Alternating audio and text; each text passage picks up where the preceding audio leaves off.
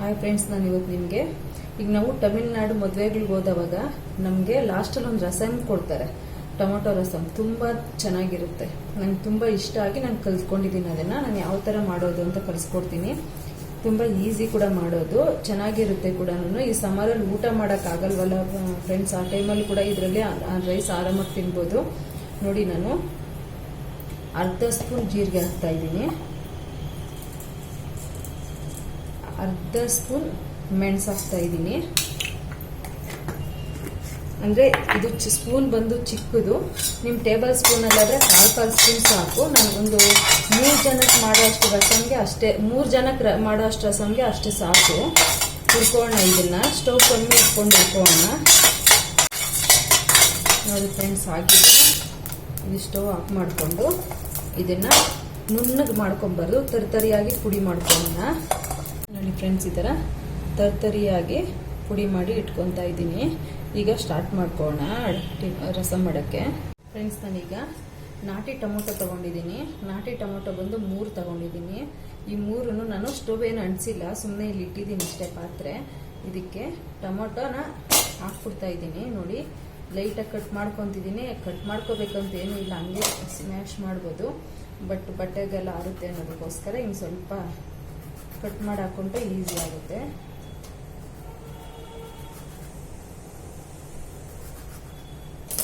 ಇದನ್ನ ಈ ಥರ ನೀಟಾಗಿ ಕಿವುಚ್ಕೊಳ್ಳೋಣ. ನಾಟಿ ಟೊಮೊಟೊ ಮಾತ್ರ ತಗೊಳ್ಳಿ, ಫಾರಂ ಟೊಮೊಟೊದಲ್ಲಿ ಅಷ್ಟೊಂದು ಟೇಸ್ಟ್ ಬರೋದಿಲ್ಲ ನಿಮಗೆ.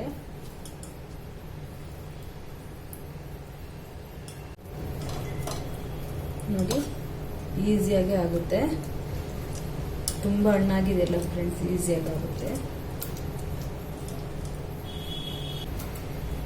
ನಾನು ಕರಿಬೇವಿನ ಸೊಪ್ಪು ಹಾಕ್ಕೊತಾ ಇದ್ದೀನಿ. ಮತ್ತು 4 ಗ್ರೀನ್ ಚಿಲ್ಲಿ, ಚಿಕ್ಕ ಗ್ರೀನ್ ಚಿಲ್ಲಿ, 4 ಗ್ರೀನ್ ಚಿಲ್ಲಿನ ಉದ್ದ ಕಟ್ ಮಾಡಿ ಇಟ್ಟಿದ್ದೀನಿ, ಅದನ್ನು ಇದಕ್ಕೆ ಹಾಕ್ಕೊತಾ ಇದ್ದೀನಿ. ಕೊತ್ತಂಬರಿ ಸೊಪ್ಪು ಒಂದು ಅರ್ಧ ಹಾಕ್ಕೊತಾ ಇದ್ದೀನಿ, ಇನ್ನು ಅರ್ಧ ಲಾಸ್ಟಲ್ಲಿ ಹಾಕ್ತೀನಿ. ಇದಕ್ಕೀಗ ಉಪ್ಪು ಹಾಕ್ತಾ ಇದ್ದೀನಿ, 1 ಸ್ಪೂನ್ ಇದೆ ಉಪ್ಪು.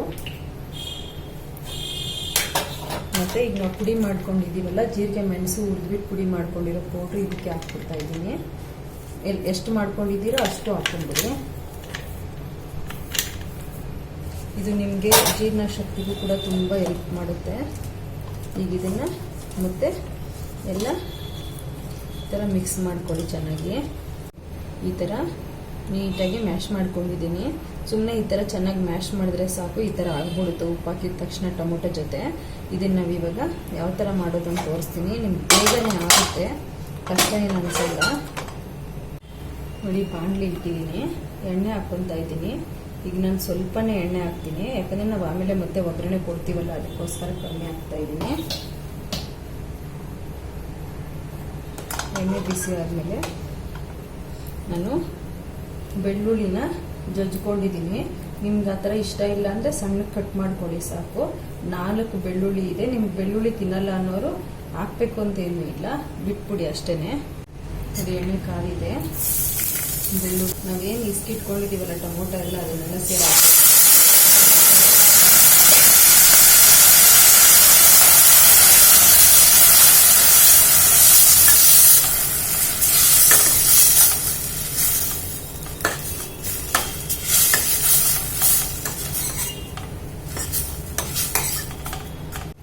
ಇದಕ್ಕೆ ಸ್ವಲ್ಪ ನೀರು ಕೂಡ ಹಾಕ್ಬಿಟ್ಟು ಇದಕ್ಕೆ ಹಾಕ್ಕೊಳ್ತಾ ಇದ್ದೀನಿ. ನೋಡಿ, ಸ್ವಲ್ಪನೇ ಹುಣಸೆಹಣ್ಣು, ಎಷ್ಟು ಅಂದರೆ ಒಂದು ಚಿಕ್ಕ ಗೋಳಿ ಅಷ್ಟೇ ಹುಣಸೆಹಣ್ಣು, ಯಾಕಂದರೆ ನಾವು ನಾಟಿ ಟೊಮೊಟೊ ಹಾಕಿದ್ದೀವಿ, ತುಂಬ ಹಾಕಿದ್ರೆ ಹುಳಿ ಬಂದ್ಬಿಡುತ್ತೆ. ಇದನ್ನು ನಾನು ಹುಣಸೆಹಣ್ಣನ್ನ ಕಿವುಚಿಟ್ಕೊಂಡಿದ್ದೀನಿ, ಅದನ್ನು ಹಾಕ್ಬಿಡ್ತಾ ಇದ್ದೀನಿ.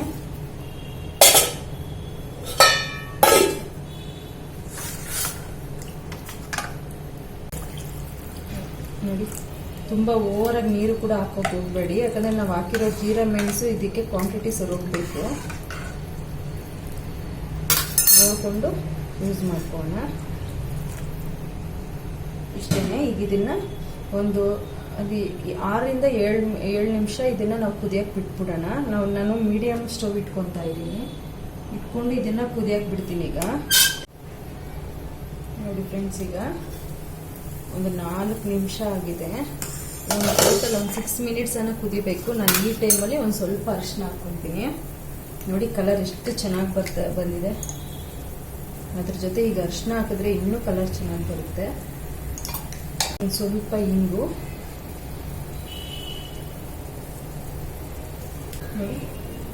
ಇಷ್ಟೇ ಸಾಕು, ಜಾಸ್ತಿ ಬೇಡದಲ್ಲ. ಬೆಲ್ಲ ಹಾಕಿರೋದ್ರಿಂದ ಅದು ಉಪ್ಪು ಹುಳಿ ಖಾರನ ಬ್ಯಾಲೆನ್ಸ್ ಮಾಡುತ್ತೆ, ಒಳ್ಳೆ ಟೇಸ್ಟ್ ಕೊಡುತ್ತೆ ರಸಮ್ಗೆ. ಈಗ 4 ನಿಮಿಷ ಆಗಿತ್ತಲ್ಲ, ಇನ್ನೊಂದು 2 ನಿಮಿಷ ಕುದಿಯಕ್ಕೆ ಬಿಡೋಣ. 6 ಮಿನಿಟ್ಸ್ ಆಗಿದೆ, ನೋಡೋಣ. ವಾವ್, ರೆಡಿ ಆಗಿದೆ. ಈ ಟೈಮಲ್ಲಿ ಬೇಕಾದ್ರೆ ನೀವು ಟೇಸ್ಟ್ ನೋಡಿ, ಉಪ್ಪು ಹುಳಿ ಖಾರ ಎಲ್ಲ ಕರೆಕ್ಟಾಗಿದೆಯಾ ಅಂತ. ನಾನು ಕರೆಕ್ಟಾಗಿ ಹಾಕಿದ್ದೀನಿ ಅನ್ಕೊತಾ ಇದ್ದೀನಿ, ಅದಕ್ಕೆ ನಾನು ಚೆಕ್ ಮಾಡೋಕ್ಕೆ ಹೋಗಲ್ಲ. ನಾನು ಅಳತೆ ಪ್ರಕಾರ ನೀಟಾಗಿ ಮಾಡಿದ್ದೀನಿ ಅಂತ. ಈಗಲೂ ಕೂಡ ಎಣ್ಣೆ ಕಮ್ಮಿನೇ ಹಾಕೋಣ, ಜಾಸ್ತಿ ಏನು ಬೇಡ. ನೀವು ಬೇಕಾದರೆ ತುಪ್ಪ ಕೂಡ ಹಾಕೋಬಹುದು, ಬಟ್ ತುಪ್ಪದ ಫ್ಲೇವರೇ ಬೇರೆ ಬರುತ್ತೆ ಇದರಲ್ಲಿ ಎಣ್ಣೆ ಫ್ಲೇವರೇ ತುಂಬ ಚೆನ್ನಾಗಿರುತ್ತೆ. ಈಗ ನಾನು ಸಾಸಿವೆ ಹಾಕ್ಕೊತಾ ಇದ್ದೀನಿ, 1 ಸ್ಪೂನ್ ಇದೆ. ನೋಡಿ, ಒಂದು 4 ಕಾಳು ಮೆಂತ್ಯ, ಒಳ್ಳೆ ಫ್ಲೇವರ್ ಬರುತ್ತೆ. ಒಂದು 1/4 ಸ್ಪೂನ್ ಜೀರಿಗೆ,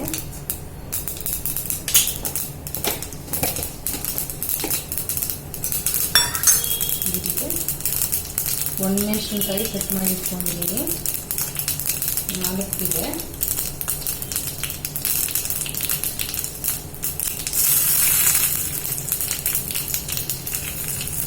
ನಾನಿಲ್ಲಿ ಚಾಪ್ ಮಾಡ್ಕೊತಾ ಇದ್ದೀನಿ.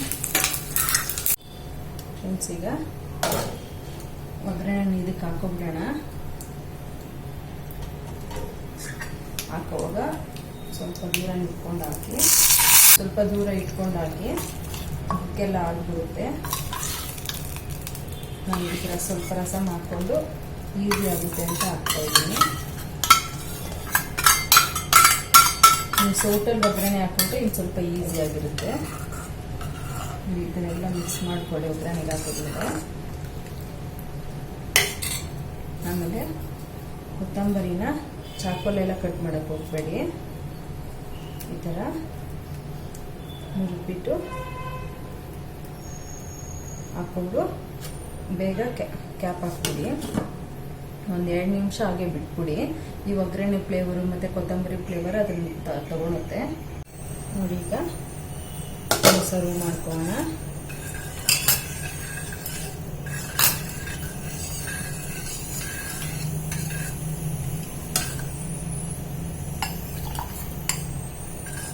ಎಷ್ಟು ಚೆನ್ನಾಗಿ ಕಾಣಿಸ್ತಿದೆ ನೋಡಿ. ಟೇಸ್ಟು ಅದೇ ಥರ ತುಂಬ ಚೆನ್ನಾಗಿರುತ್ತೆ.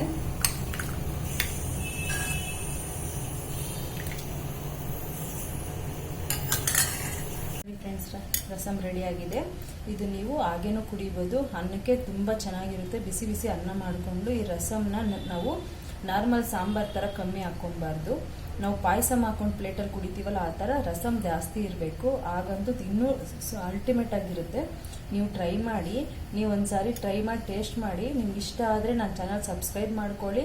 ಕಾಮೆಂಟ್ ಮಾಡೋದು, ಶೇರ್ ಮಾಡೋದು, ಲೈಕ್ ಮಾಡೋದು ಮರಿಬೇಡಿ. ನಾನು ಒಂದು ಮಾತಾಡೋದು ಮರ್ತಿದ್ದೆ. ನನಗೆ ಒಂದು ಕಾಮೆಂಟ್ ಬಂದಿತ್ತು, ಚಿಕನ್ ಬಿರಿಯಾನಿ ಮಾಡಿ ಅಂತ. ಸಾರಿ, ನಾವು ನಾನ್ ವೆಜ್ ತಿನ್ನೋದಿಲ್ಲ, ಅದಕ್ಕೋಸ್ಕರ ನಾನು ಜಾಕ್ ಫ್ರೂಟಲ್ಲೇ ಬಿರಿಯಾನಿ ಈ ಥರ ಎಲ್ಲ ಮಾಡ್ತೀನಿ. ಈಗಲೂ ಕೂಡ ನೆಕ್ಸ್ಟ್ ನನ್ನ ವಿಡಿಯೋದಲ್ಲಿ ಜಾಕ್ ಫ್ರೂಟ್ ಕಬಾಬು ಮತ್ತು ಜಾಕ್ ಫ್ರೂಟಲ್ಲೇ ನಾನು ಕುರ್ಮ ಕೂಡ ಮಾಡಿ ತೋರಿಸ್ತೀನಿ. ಇಷ್ಟೊತ್ತು ನನ್ನ ಚಾನಲ್ ನೋಡಿದ್ದಕ್ಕೆ ಥ್ಯಾಂಕ್ ಯು.